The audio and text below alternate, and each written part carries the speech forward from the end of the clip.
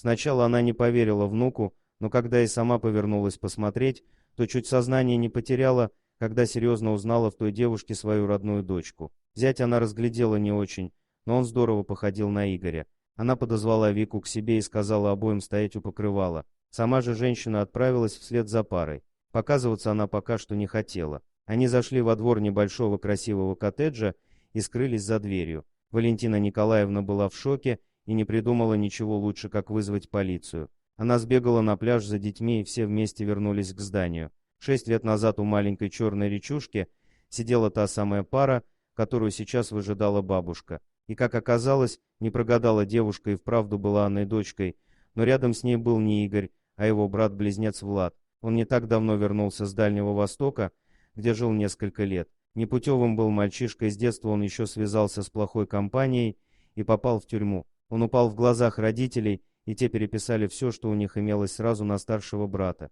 Они были полными противоположностями с первого взгляда, и не скажешь, что это были братья с одной семьи. Игорь был без дурных привычек, отлично учился и попал на хорошую работу, где и встретил прекрасную девушку. Он пригляделся ей не сразу худощавый начинающий ученый, но он имел огромную перспективу и амбиции. В институте его все любили и неспроста молодой, а уже стал начальником отдела. Она быстро закрутила парня, ведь мечтала о самостоятельной жизни, жизнь с матерью, которая занудно ее чему-то учила, стала ей надоедать. Девушка не желала принимать мудрых родительских наставлений, считая, что та не должна вмешиваться в ее личную жизнь. Игорь был ответственным молодым парнем, умел ухаживать, каждый день дарил розы и делал множество сюрпризов, чтобы завоевать сердце любимой дамы. И вскоре добился своего, но не из-за чувств, а из-за того, что узнала о квартире парня. Игорь ведь ей точно не откажет, а она, наконец, спасется от своей матери. Спустя несколько месяцев сожительства пара поженилась.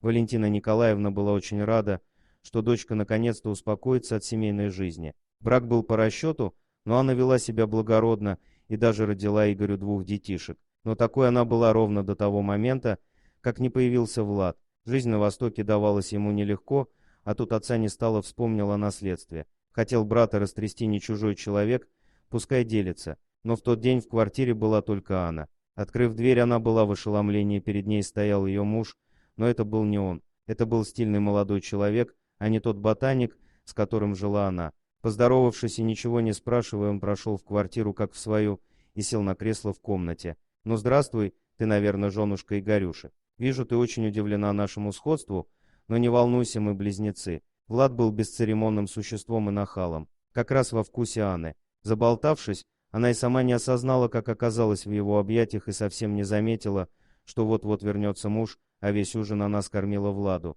Но какая-то капля совести все же в ней заиграла, и она решила, что сейчас не лучшее время для встречи братьев, и выгнала Влада за порог, а тот, в свою очередь, и сам уже не хотел видеть брата. «Я не понял, как, но влюбился в тебя. Ты настолько прекрасна, что влюбила меня в себя за пару минут. И почему такое чудо принадлежит ему, а не мне? Это разве честно? Ну нет, а что мне делать? Развод. А на что тогда мне жить?